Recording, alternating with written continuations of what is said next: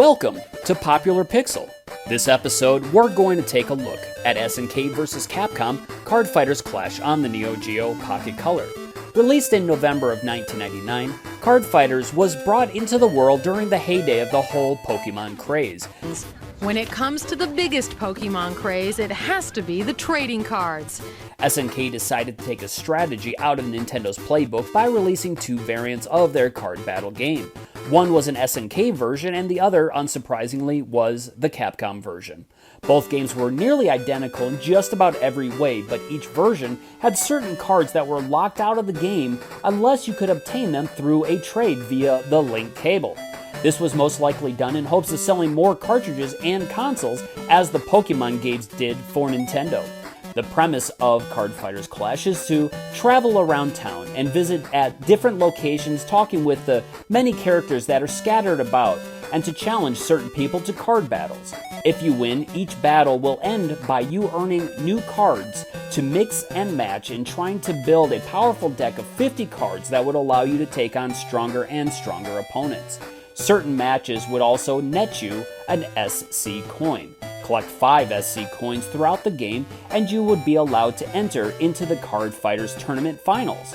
If you win the finals, you will gain a 6th SC coin and become the Card Fighter Champion. Please stick around for this short channel break. Coming up next is the review for SNK vs. Capcom Card Fighters Clash. SNK vs. Capcom 夢の対決がついに実現。総勢300の人気キャラクターがカードでバトル。 SNK vs. Capcom 第1弾ネオジオポケットから激突カードファイターズ SNK。 In Card Fighters, the constant draw to find new and stronger cards to make your decks more powerful is one of the biggest driving forces to keep you captivated in this game.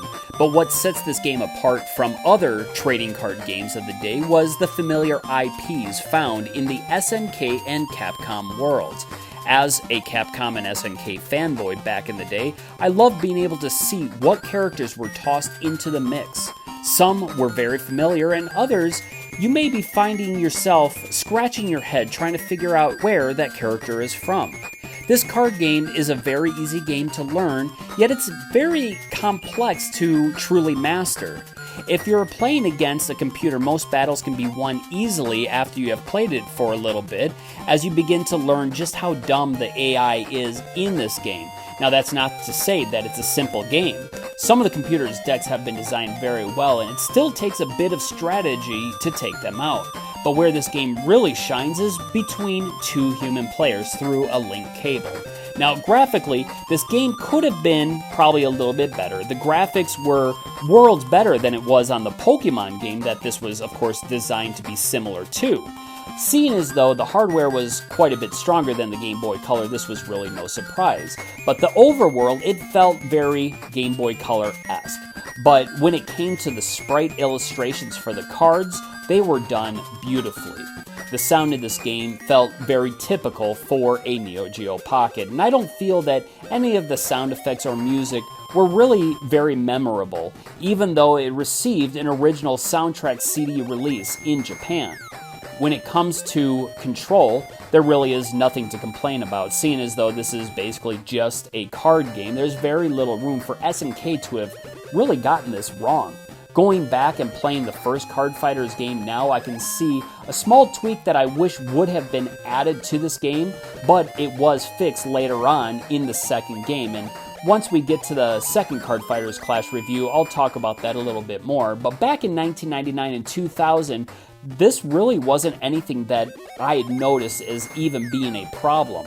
Now, the whole reason I play this game still to this day is because of the gameplay. Taking two gaming juggernauts like SNK and Capcom and smashing them together, most cards would take advantage of creating an unlikely union between the two companies, learning the abilities of the characters and discovering new cards, building powerful or even themed decks that can become a bit of an obsession. Always trying to figure out new ways to beat your opponent in card battle can fill you with endless options and combinations.